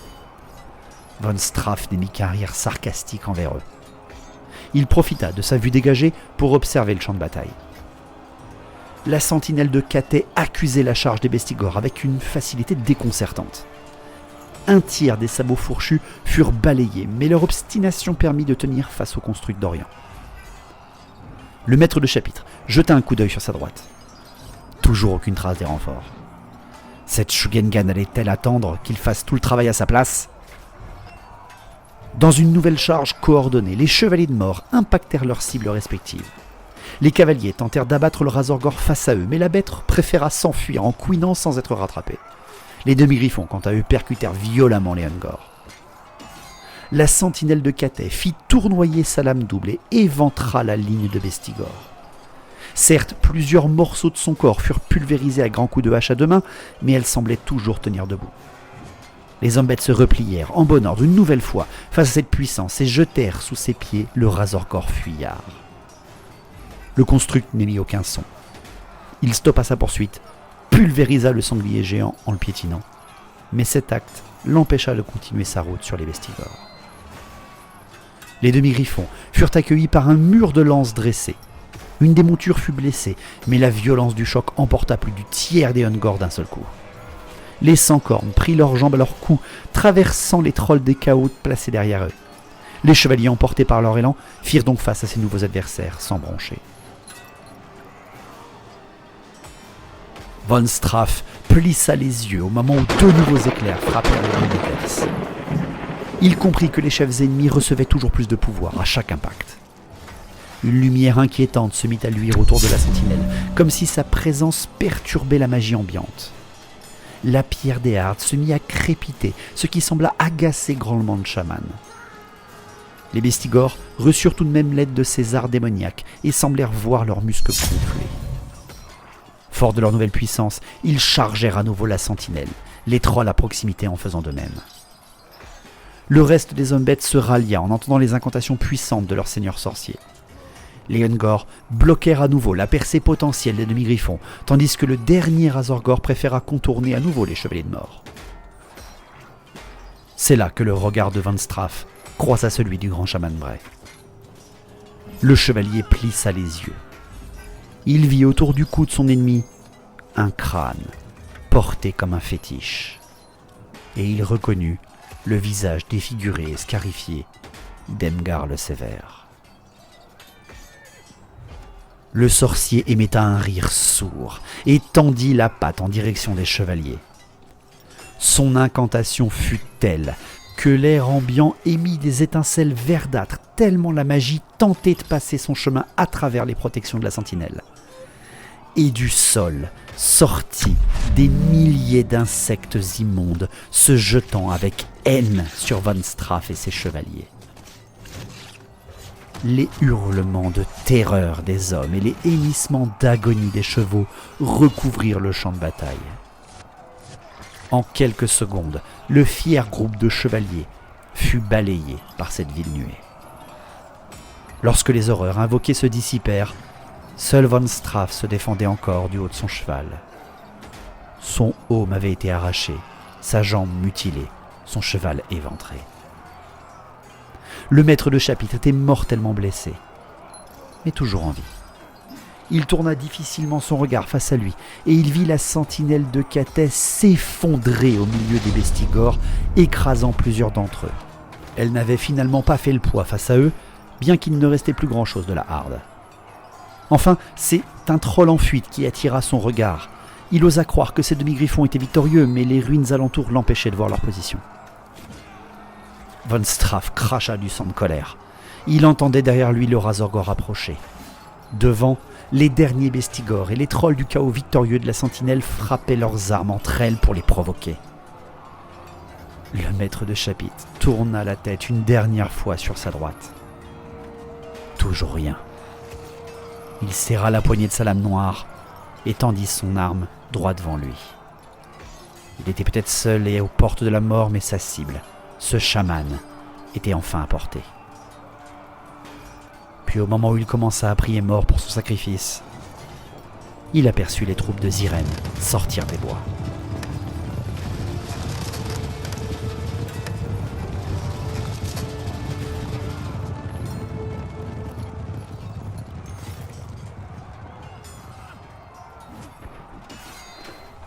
Le plan de la Shugengan suivait parfaitement ses prévisions. Les impériaux et sa sentinelle avaient rempli leur mission avec brio. Le Gorgon était tombé, Les demi-griffons occupaient tout un pan du champ de bataille et les bestigors étaient réduits à peau de chagrin. Certes, les Templiers de mort y avaient laissé la vie, mais qu'importe ce détail. L'ennemi était affaibli, c'était maintenant qu'il fallait frapper. Zirène entendit de nouveau le corps de charge des impériaux.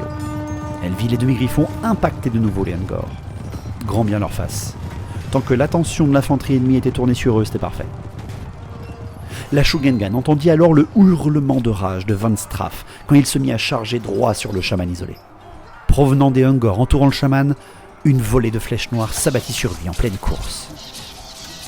Le maître de chapitre reçut une flèche en plein visage et une autre en plein cœur. Son armure endommagée ne put le sauver, et son cadavre s'écroula avec son cheval à pleine vitesse, glissant jusqu'au sabot du grand chaman Bray. Zirène se doutait également de ça. Il fallait certainement abattre tous les hommes bêtes entourant le chaman avant de pouvoir l'atteindre. Elle remercia le sacrifice de Von Straff pour lui avoir apporté cette certitude. Puis la Shugengan fit signe à ses hommes, et ses dernières troupes prirent position. Ses lanciers Jad la suivirent sur le flanc le plus exposé des hommes bêtes. Les créatures ne firent véritablement attention à eux qu'au dernier moment, absorbés qu'ils étaient par les derniers impériaux en train de combattre leur ligne. 5 tirs résonnèrent, et le chef Gor vit ses derniers bestigors tomber au sol, mis à bas d'un coup de fusil. Les Ungor, de leur côté, n'eurent guère le temps d'admirer l'arrivée des Catéens. La moitié d'entre eux finirent empalés au bout d'une lance ou dévorés par un demi-griffon. Mais malgré leur perte, ils continuèrent de reculer en bon ordre, offrant enfin le flanc des chevaliers aux Gor à leur côté. Encore une fois, 2 éclairs frappèrent les champions ennemis. Leurs rires d'outre-tombe signalèrent à Zirène qu'ils avaient reçu de nombreux dons durant tous ces sacrifices. Les Gor, trop occupés par la présence des demi-griffons, ne se retournèrent même pas et encerclèrent les derniers chevaliers. Mais l'arrivée des renforts humains sembla inquiéter le grand chaman. Les restes de sa harde formèrent un regroupement aussi compact que possible face aux hommes de Cathay, protégeant au maximum la position de leurs sorciers. La Shugengan fut étonnée de voir une telle cohésion chez ses bêtes. Zirène vit les Ungor bander leurs arcs et lâcher leurs flèches sur ses cavaliers de Jad. Sa surprise fut totale lorsque 2 d'entre eux furent abattus. Elle gronda de colère et pendant un court instant sa concentration vacilla. Elle n'eut qu'une seconde pour réagir quand le chaman lança à nouveau son sort terrifiant sur ses cavaliers. Dans la surprise, la Shugengan faillit perdre le contrôle de son contresort. Elle réussit in extremis à stopper l'incantation, mais il s'en fallut peu. Elle vit la colère monter dans le regard du chaman, mais ce fut le combat des demi-griffons qui lui fit tourner la tête. Malgré leur violence, les Gor ne réussirent qu'à blesser un chevalier. Les derniers Ungor finirent pulvérisés, et les sabots fourchus durent reculer face à la rage des combattants impériaux. Il semblait que le dénouement approchait. Hurlant le nom du dragon de l'ombre, Zirène ordonna la charge. Ses lanciers impactèrent sans trop de choix le troll qui s'était avancé bêtement face à eux. Les demi-griffons réclamèrent vengeance aux Gor qui avaient osé s'en prendre à eux. Enfin, la Shugengan abaissa la vouge de Botakan et fondit droit sur les Ungor qui défendaient le chaman. Une nouvelle volée de flèches fonça bien dans sa direction, mais la vitesse de sa monture la protégea parfaitement. D'autres coups de feu se firent entendre, et le dernier Azorgor qui s'approchait fut abattu par les artilleurs de la lanterne céleste. Le char volant continua ainsi son avancée lente, mais certaine, jusqu'à proximité de la pierre des Hardes. La jeune Lann et l'équipage réarmèrent leurs armes. Le chaman était désormais isolé. Les Gor n'eurent aucune chance. Les demi-griffons massacrèrent presque l'intégralité des sabots fourchus. Seuls 2 survivants réussirent à s'extirper de la mêlée. Ils coururent si vite que les chevaliers ne purent les rattraper, éreintés qu'ils étaient par leurs nombreux combats. Malheureusement, l'assaut ne se passait pas aussi bien pour les lanciers. Comme si la vision de la mort de leur général des mains d'un troll géant les avait profondément marqués, ils ne parvinrent pas à tuer l'unique troll leur barrant le passage. Pire, 2 d'entre eux éclataient sous les coups puissants de la bête, tandis qu'un 3e mourut le visage aspergé de vomi acide mutant. Les cavaliers ne purent que faire reculer le troll, mais grâce à leur entraînement de cataphractie, ils le réimpactèrent violemment, espérant l'abattre définitivement cette fois. Enfin, Zirène fondit sur les Ungor avec toute la détermination attendue. Une bête arborant des mi-cornes ridicules voulut s'interposer entre elle et les sabots fourchus. Elle pulvérisa son adversaire sans pitié, mais sa victoire ne fit que reculer les bêtes. La Shugengan était certes puissante, mais l'ennemi arrivait encore à la ralentir. Les deux mêmes éclairs aveuglèrent pendant une seconde les combattants. Le chaman et le chef Gore gagnèrent encore en puissance. Le porteur de bannière adverse profita de ses dons et impacta à son tour Ziren bloqué dans Leongor. Non loin, les derniers trolls voulurent en découdre avec les demi-griffons, mais un hurlement grave les fit rester sur place. Ziren, trop occupé dans le combat, n'eut aucune chance de stopper à nouveau la magie adverse. Le grand chaman Bray tendit son bras à nouveau, désignant les chevaliers demi-griffons, et déchaîna toute sa puissance. À nouveau, le sol s'ouvrit sous les pattes des nobles montures. L'assaut magique fut encore plus violent que pour les chevaliers. En quelques secondes, tout était fini. Les 3 derniers templiers de mort n'étaient plus. Ziren et ses hommes étaient les derniers encore en vie sur ce champ de bataille. Au milieu de cette horreur, la Shugengan entendit les cris de victoire de ses cavaliers derrière elle et la percée incontrôlée qui suivit, mais elle ne put y prêter plus attention. Face à elle, l'un des champions des bêtes lui faisait face. La créature était galvanisée par de nombreux dons du chaos. Elle était presque aussi grande que son longue-mât et armée au-dessus de sa tête une hache énorme. Mais Ziren est une descendante de dragon. En un orion, la vouge à la lame d'airain atteignit son adversaire à la gorge et le chef Gore fut décapité avant même de pouvoir frapper. Malheureusement pour la générale, ce contretemps permit aux Ungor de reculer encore une fois, protégeant toujours par leur corps la position du chaman. C'en était trop. Le rituel était toujours actif, et lorsque Ziren ressentit le pouvoir ambiant s'agglutiner à la pierre des Hardes, elle sut qu'il ne lui restait que quelques minutes avant que le chaman n'atteigne son objectif.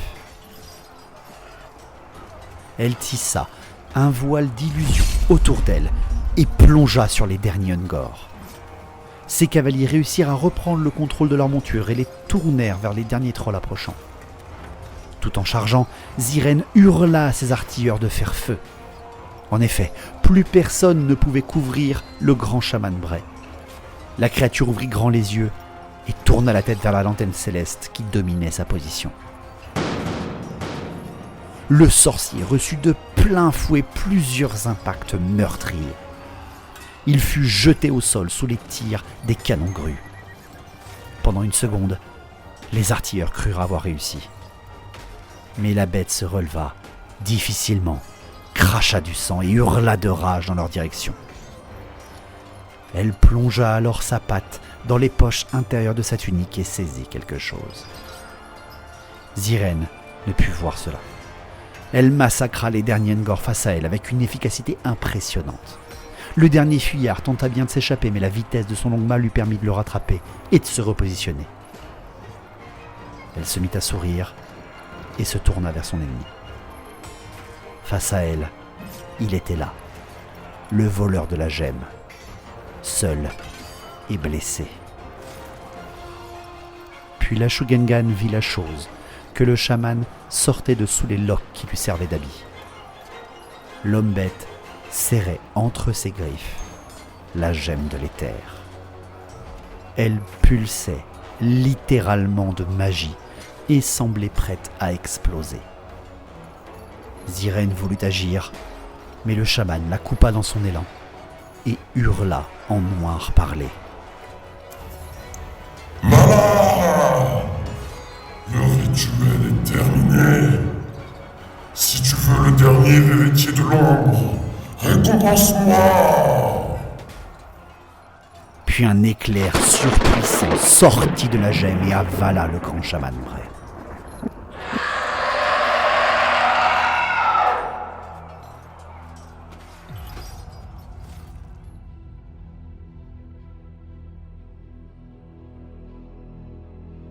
Une fois le flash de lumière passé, Ziren se repositionna sur sa selle et découvrit l'abjecte réalité. Le grand chaman Bray avait disparu. À sa place se dressait une créature mêlant éther et physique. Le sorcier était transformé. Des ailes avaient poussé dans son dos, son museau laissait place à un faciès haineux. Des plaques d'armure avaient percé sa chair et protégeaient désormais son corps. Son bâton était une lance barbelée à la lame de Malpierre. Un prince démoniaque se tenait devant elle. Son rire sourd et noir transperçait l'âme et le corps. Le sorcier était devenu un démon, et il semblait bien que le pouvoir qu'il avait touché était parti de la gemme. Le temps sembla se figer, et Ziren vit son adversaire plonger son regard dans la pierre qui émanait toujours de pouvoir. Le démon souria alors, et s'adressa à la gemme comme un tortionnaire à son prisonnier. Enfin! Il t'en a fallu du temps et du sang pour m'offrir mon dû. J'ai bien failli passer. Le prince ne continua pas, comme s'il entendait la gemme lui répondre. Il fronça les sourcils et tourna son attention vers Ziren. Il souffla comme un adolescent rabroué, tendant lentement la gemme devant lui. Il m'ordonne de te tuer. Ta mort est la clé de sa prison. Mais je te propose autre chose. Pars, abandonne le combat, retourne d'où tu viens et vis les dernières années de ton existence, loin de toute cette guerre. J'ai obtenu ce que je voulais, et si tu survis, il n'aura jamais ce qu'il cherche. Le démon serra alors la gemme contre lui. Il restera bloqué là-dedans, entre mes griffes, emprisonné pour l'éternité avec elle. Le sang de Ziren ne fit qu'un tour. Elle arma sa position. Les mots de cette monstruosité l'avaient touché, mais d'une manière différente à l'effet qu'il recherchait. Il était clair que ce pacte n'était qu'un faux semblant. Lorsque la Shugengan entendit parler de l'autre âme bloquée dans la gemme, sa décision fut prise. Les démons ne savent que mentir. Un silence plana encore. Puis la voix du prince démon articula un simple « Très bien. Prépare-toi à ta destruction en ce cas. » Une impulsion de magie partit de la bête et les trolls du chaos se ruèrent frénétiquement sur les derniers lanciers de jade. Dans la fraction de seconde suivante, le démon canalisa son pouvoir des bêtes et déchaîna son pouvoir sur Ziren. La Shugengan tenta un contresort, mais sa barrière explosa sous le déluge de puissance. Pour la troisième fois, le sol s'ouvrit, invoquant de l'éther des milliers de créatures insectoïdes qui s'en prirent à la cavalière. Le démon vit son adversaire être totalement submergé par son sortilège. Le long-mât eut les pattes dévorées, la membrane de ses ailes déchiquetée. Ziren hurla de douleur quand son visage à nu reçut de plein fouet les morsures de centaines de mouches carnassières. Son œil droit et une partie de ses oreilles furent lacérés. Pendant ce temps, les lanciers de jade ne purent rien faire contre les trolls frénétiques. Le dernier survivant défendit chèrement sa vie et réussit à abattre l'une des bêtes, mais il finit dévoré par la créature enragée quelques mètres plus loin. Le carnage produit par ces créatures et les cris de douleur émis par Ziren firent sourire le prince démon. Il tourna sa tête cornue en direction des artilleurs de la lanterne et s'apprêta à se venger des blessures qu'il lui avait infligées. Mais face à lui, les cris de douleur se transformèrent en hurlements de rage. En un éclair, son sort stoppa et de la nuée sortit Ziren, gravement blessée, mais en vie. La Shugengan saignait abondamment, mais malgré la violence du sortilège, elle était encore en état de se battre. Elle serra son arme et fonça droit sur le démon. À travers la douleur et le sang, Ziren fondit sur son adversaire. Alors qu'elle parcourait les derniers mètres, son esprit affûté guidait ses pas. Bien que son adversaire semblait tout-puissant, des détails ne lui avaient pas échappé. Les blessures provoquées par les tirs de canon de grue de la lanterne étaient toujours bien visibles sur le corps du démon après sa transformation. Qu'il tente de négocier ne voulait dire qu'une chose, il était affaibli et tentait d'éviter le combat. Et si un ennemi est affaibli, c'est le meilleur moment de frapper pour la Légion de l'Ombre. Utilisant ses pouvoirs, Zyrenne s'enveloppa d'un voile d'ombre dense tout en chargeant son ennemi. Il fallait qu'elle frappe fort et avec précision, elle n'aurait pas le droit à l'erreur. Alors que les vents élémentaires entraient dans ses poumons meurtris, Zyrenne frappa comme le vent, la lame d'airain de sa vouge perforant l'air en avant. Mais son adversaire était un prince démon, un être appartenant à ce monde et à l'éther. D'un geste parfait, le bouclier de la bête dévia le coup de Zyrenne et sa lance barbelée fila droit sur la Shugengan. La lame de Malpierre plongea à travers l'armure comme dans du papier et éviscéra de part en part la chair de la générale, tranchant net son bras gauche. Le démon, fier de son coup, émit un rictus de fierté et plongea son regard dans celui de la cavalière. Mais Zyrenne n'émit aucun son. Elle ne transmit aucune peine dans ses yeux. Son esprit n'était pas là. Son corps était au-delà de la douleur. Elle n'était pas qu'une combattante. Comme le dragon de l'ombre, elle était aussi une formidable magicienne. La Shugengan libéra alors le sortilège qu'elle avait canalisé. L'ennemi avait ouvert sa garde en contrant son attaque. Il était exposé. Le regard du démon se déporta sur l'ombre gigantesque qui se mit à grandir au-dessus de la Shugengan. Un double spectral énorme, portant la même vouge à lame d'airain, armait un coup magistral. Le prince voulut tenter un contresort, mais le longue-main agonisant de la générale en profita pour lui asséner un violent coup de corne, brisant sa concentration. L'ombre frappa alors le démon de plein fouet. La créature fut éventrée d'un orion magistral. Puis le spectre saisit la tête du démon de ses mains éthériques et l'arracha de ses épaules.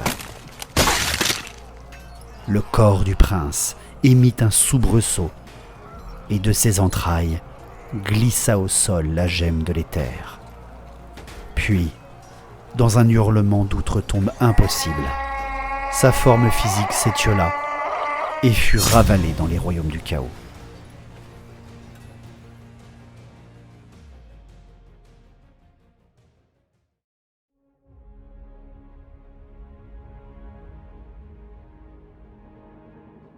Après quelques secondes, la douleur s'empara enfin du corps de Zyrenne. La Shugengan glissa de sa selle, contrôlant sa chute lourdement. Elle perdait beaucoup de sang, mais elle tissait déjà des sortilèges sur ses blessures pour se prévenir de la mort. Zyrenne fit les quelques pas qui la séparaient de la gemme. Difficilement, elle se pencha au sol, et pour la première fois depuis plus de 7000 ans, Katet reprenait possession de l'artefact des anciens. Elle la serra contre son corps et se remit en selle lentement, risquant à tout moment de perdre connaissance. Puis elle entendit les cris d'alerte de l'équipage de la lanterne. Elle ne le remarqua que maintenant, mais le sol s'était mis à trembler. Elle leva sa tête lourde et regarda devant elle. Des centaines de peaux vertes approchaient, hurlant leurs cris de guerre. Pendant une seconde, la terreur s'empara de la générale. Impossible! Comment ces créatures pouvaient nous tomber dessus maintenant? Puis elle entendit comme un murmure dans son esprit. Ma fille, va-t'en! Zyrenne tira sur les rênes de son logma qui eut bien du mal à s'envoler. Elle réussit tout de même à prendre de l'altitude et put rejoindre la sécurité des cieux avec la proximité de la lanterne. En dessous, les peaux vertes dévastaient le champ de bataille et vociféraient des insultes aux soldats de Katet. La guerre dans le Westerland continuait. La Dragwald agonisait. Elle croisa le regard de l'équipage de la lanterne et leur cria difficilement un ordre. Prévenez Wufran. Qu'il ne reste pas dans cet hospice, toute la région risque de tomber. Nous devons nous regrouper et quitter cet endroit. Le chef d'équipage acquiesça et fit envoler son oiseau au devant de leur route. Ziren savait qu'il fallait mettre en sûreté la gemme et rassembler ses forces.